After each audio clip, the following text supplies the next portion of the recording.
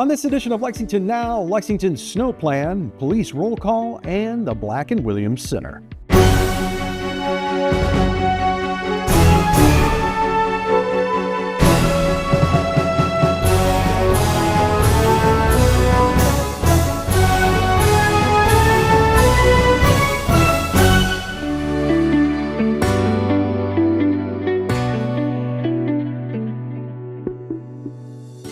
I'm Neil Noah, and welcome to Lexington Now for the week of February 17th, 2025.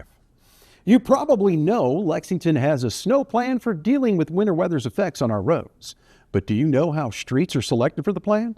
Rob Allen fills us in. I am Rob Allen. I am the director of the Division of Streets and Roads. The snow plan is the document that organizes how we treat winter precipitation. It talks about our road ranking system, where a road is ranked a 1 based on traffic count and facilities. For example, Nicholasville Road has 2 hospitals, so it's a 1. Then we would go down to a minor arterial like Clays Mill Road, and then into neighborhood roads and school bus routes. Not every street is intended to be plowed, but we hope to get people within reasonable distance of a cleared road. We do a little over 1,100 miles of road. Yeah. So, and when you think about it, double it, because that's one lane up and 1 lane back for a lot of it. And then there's some like Nicholasville Road that are 8 lanes wide. So, a plow should be going between 5 and 25 miles an hour.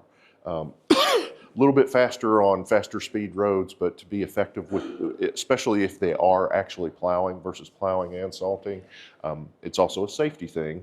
If you put 25 tons of salt in the back of a 25,000 pound vehicle, that creates a big mass that takes longer to get stopped. So it's basically like table salt, except it's mined and it's in bigger chunks. Sometimes, like, you'll see agencies use it and it's blue. Well, that's an anti-caking agent. People don't realize that salt can actually freeze. So we try to keep ours indoors, and then we do a process called pre-wetting, where we spray the salt as it's coming out of the truck, and that prevents what's called scatter, salt hitting the road and then bouncing off. I'm sorry, it doesn't prevent, it reduces scatter. And this has actually been scientifically studied to improve adhesion 25 to 30%, plus the additive that we're adding. The commercial name is beet heat. It's a beet sugar molasses, not a beet byproduct. And that effectively lowers the freezing temperature of water. Salt goes to about the low 20s. When we add beet heat, we can get down to about 12 degrees. Salt still works at lower ranges, but it's much slower, and we need that thermal heating. We also need a little bit of traffic, some friction to cause that. And once the salt gets in solution, it helps melt the ice or snow. The big thing in the name of the game is not letting that ice or snow pack down and bond to the road. So when the mayor asks people to not drive, it's not only is it a safety thing, but it's a treatment thing.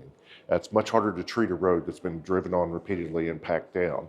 And a lot of times we have a big boost from Mother Nature. So it's not just us. So we share with the Division of Water Quality. Between the 2 divisions, we have 108 people working, but that also includes, we have volunteers from parks, code enforcement, environmental services, and waste management.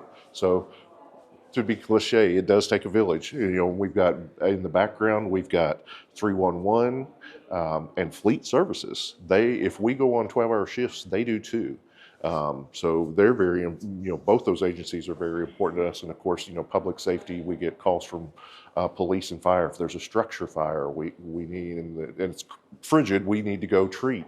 If there's water on the road, if police are observing accidents at a particular spot, they let us know. So our plan is designed to be executed within 48 hours of the precipitation ending. And a lot of times folks don't realize that, the snow keeps coming, and we need to work through those major roads and then get into the neighborhoods. So it does take a couple days. Usually we're pretty efficient. And for example, Monday it was really cold, but we had sunshine, we got salt on it, and effectively it all melted in a day. So that worked out well. A big thing for folks is slow down at least 10 miles an hour below the posted speed limit. Sometimes the police will tell you if it's really slushy or slick, half the posted limit. If it's that dangerous, you probably really shouldn't be out at all. And also be aware that these trucks have big blind spots, and use caution especially when you're approaching an intersection and about passing. So they can go to lexingtonky.gov/snow and ice control. Lexington police have a big job in protecting and serving residents, and the job is split up into more manageable segments. We caught up with the folks at police to talk about how it's handled. Well, I'm Jonathan Gist. I'm a police officer here with the Lexington Police Department. My name is Josh Choi. I'm a patrol officer for the Lexington Police Department. My name is Chase Hinderlight. I'm a police officer. I'm Taylor Mitchell. I'm a police officer with the Lexington Police Department. My name is Adam Cervasio. I'm a police officer at the Lexington Police Department. My name is Officer Charles Davis. I'm with the Lexington Police Department.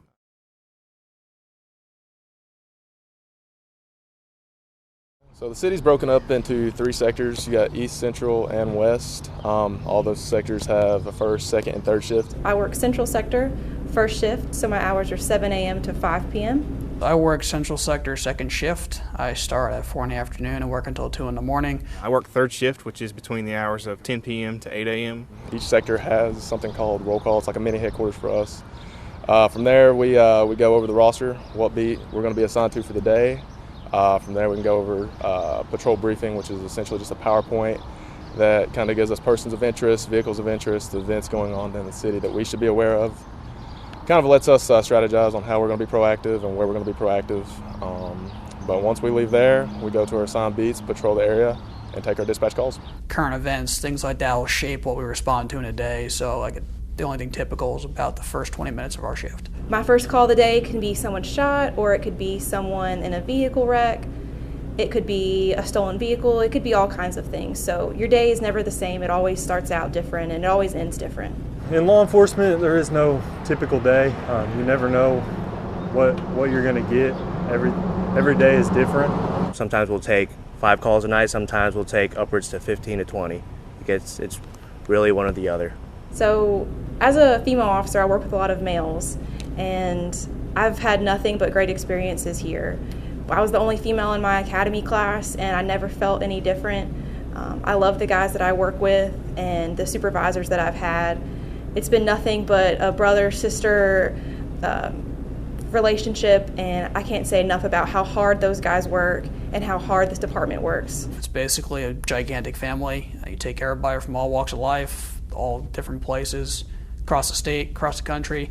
Put us all together, and we're expected to work with each other. We watch each other's backs. I go home to my family at the end of every night because of my family I have here. From my experience, it's more of a family experience. It's really a brotherhood, sisterhood, and I feel that family and that camaraderie with the people that I work with. They've been sort of like a second family to me. We're all very close. We all get together outside of work. We hang out. We do cookouts. We also like to back each other on calls. Anytime that one of us is in trouble, it's a spectacular sight to see a bunch of us show up and know that regardless of who I know, who I don't know, whether I work with them for the last year and a half or if I've just met them that day, everyone's coming to help out. They preach that it's a fraternity, and it really is, and you don't really see the scope of that until you're actually in it and working with the same guys every day, and then showing up to other sectors when they're busy and picking up with those guys like you've known them your whole life and been working with them your whole career. And that goes hand in hand with how we're able to jail with the community, because if you jail with your partners, that'll usually translate over into any call you're on. I know myself and my partner is a big thing that we do in between calls sometimes is we go out to the park and we'll see kids playing basketball. And if they're putting up hoops, then we're going to go and shoot some with them. And I think for the community, the parents see that. They feel that they can approach us. The kids certainly approach us. They wave at us when we drive by now. You know, we try to do all types of community outreach. We try to talk to children. We try to give them experiences with police officers that aren't intimidating or aren't scary. And I love that opportunity to be, I'm maybe the first police officer they've ever talked to. And it's a positive experience. And I hope it leaves them with a feeling that they can always call us if they need us. The majority of the time we deal with people on their worst days, worst case scenarios. So we try to do what we can to bring positive light to that and help people the best we can. It can be at a 10, and then if the right officer shows up, if they've made a connection with that person, whether they're going through a crisis or some kind of something else that's got them in whatever they're experiencing, if they see that officer and they can recognize that and they've made that connection, it can automatically change the pace.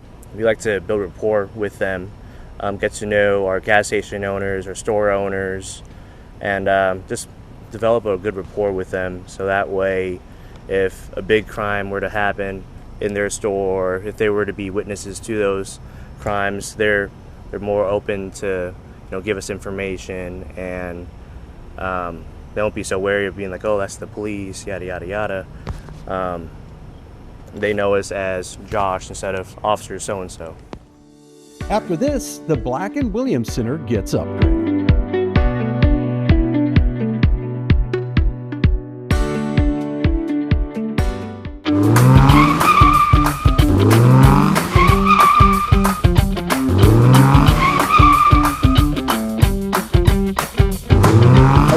I'm Lieutenant Chris Van Brackle with the Lexington Police Department Traffic Unit.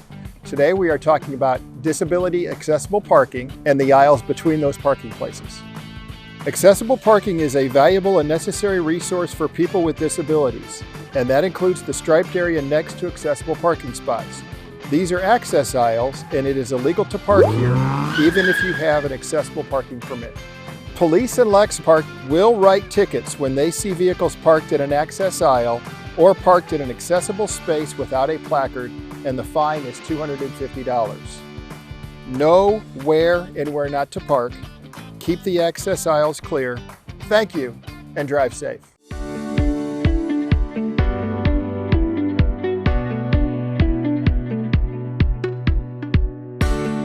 Welcome back to Lexington Now. Mayor Linda Gorton joined other city officials for the ribbon cutting on renovations at the Black and Williams Center. Here's more. As many of you know, this is a really huge day for the neighborhood. We are here to cut a ribbon to officially open this newly renovated gymnasium here at the Black and Williams Neighborhood Center. And neighborhood centers, as all of you, I think, know, play a really important role in people's lives and in the lives of neighborhoods. And this center is a pretty popular place. The Black and Williams Center has a long, rich history here in Lexington. And this center has served as a space for celebrations, community meetings, youth and adult activities, and more.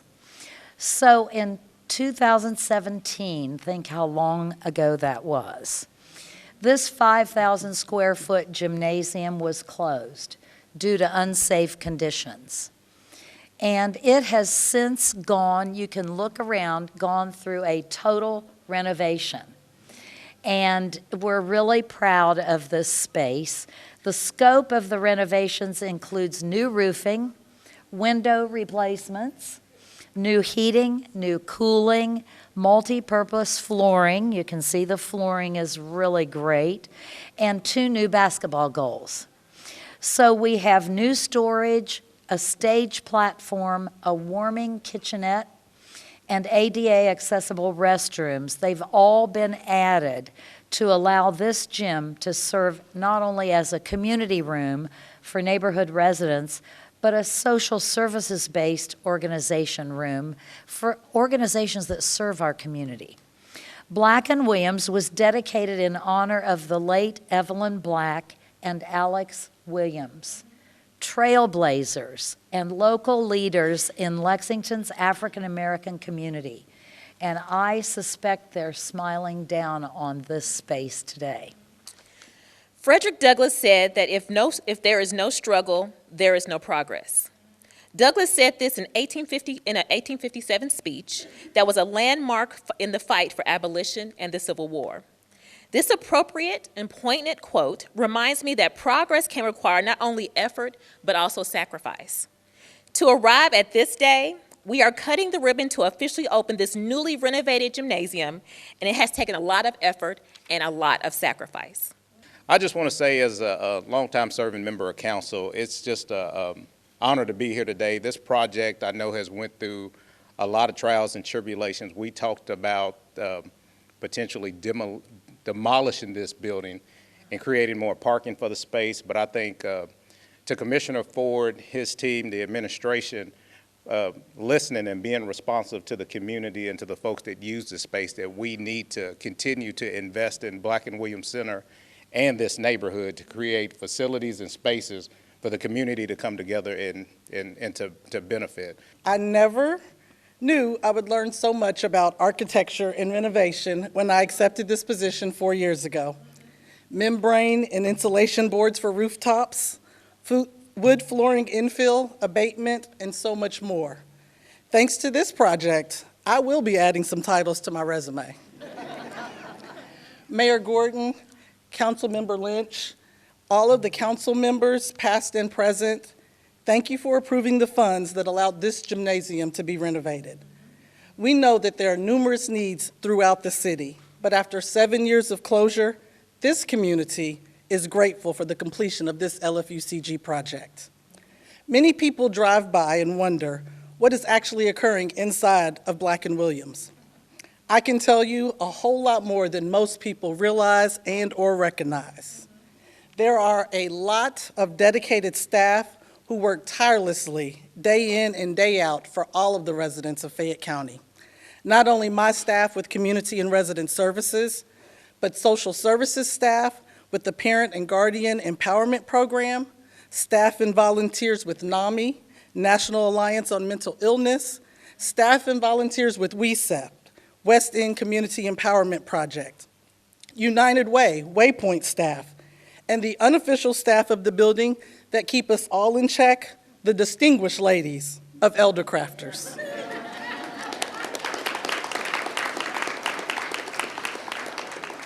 Elder Crafters represent a satellite site here at Black and Williams as part of the Senior Center. This gym will allow all of these partners an opportunity to expand and enhance services that are already offered. This gymnasium will give the residents of this community, especially the youth, a place for recreation and a space for programming. It will be an outlet for organized fun, but also a site to bring educational opportunities on topics needed in today's world. I'm extremely proud and honored to join today's ceremony as we celebrate the rebirth of a special community space at the Black and Williams Center Gymnasium, a space that represents the best of Black history in Lexington. Ready? 3, 2, 1.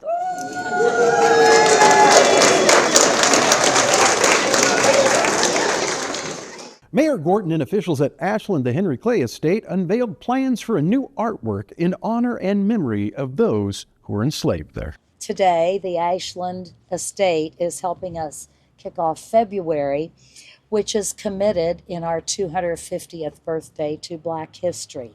We know that part of our history was dark. It involved slavery, and it included, as you already know, slaves right here at the Ashland Estate.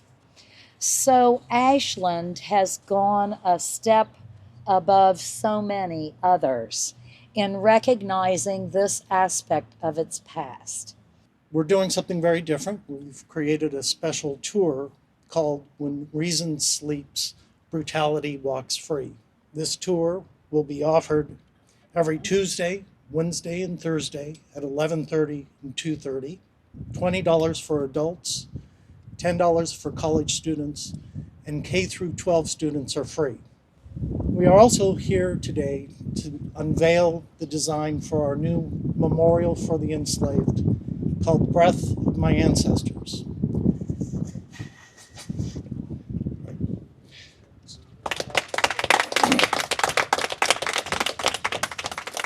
It's 7 feet tall by 9 feet across of cast bronze with a black patina. In the woman's skirt are images that deal with slavery at Ashland, from hemp, horses, and the individuals. In many respects, it's only fitting that it's a female figure because Ashland wouldn't be here were it not for the women of the Clay family and descendants who protected this place And unfortunately, we have no physical trace of the people who were enslaved here. The slave quarters that were near the garden were demolished at some time after the Civil War. So there's no physical place to remember them. This memorial will do that. Black history is American history. It is a part of this estate, and it must be told. When you talk about history, it could always be a touchy and sensitive subject for Black Americans.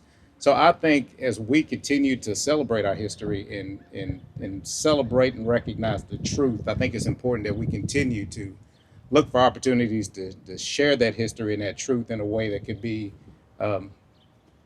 honest, but then also empowering to the folks that don't always see the beauty in it. There are a lot of places to learn history, a classroom, books, online, but this is a great place here at this park, at this museum home, a great place to learn that history, to study that history. It's a template that we can use to serve us now and in the future. I'm going to come at this from a different point of view and talk about Henry Clay the man. And I'm going to begin by saying that Henry Clay was one of the greatest statesmen in the history of America. You look at people who made a true difference in history, you have to put Henry Clay in the top 10. And so we should always honor Henry Clay for the work that still continues today in America, that he began. And yes, Henry Clay was a slave owner. He owned slaves. And that just reflects the fact that life is complicated.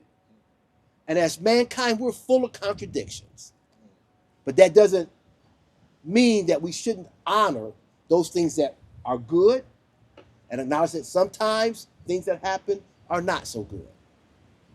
So I'm here today to celebrate Henry Clay the man for what he gave to this country. And say going forward that we should always, as Jim indicated, recognize history. History should never be whitewashed. We should never go about the process of banning books and saying we're going to stop reading things because we don't like them. I like what Jim said about history as knowledge base. And sometimes it's important to learn about those things that you don't like, that you don't accept, because those too inform you in terms of your value system and your morality. It's a shorter week due to the President's Day holiday, but there are still live meetings coming your way this week on Lex TV and streaming online. But remember, you can also find the most up-to-date information on non-televised city business at lexingtonky.gov. Here's this week's meeting coverage.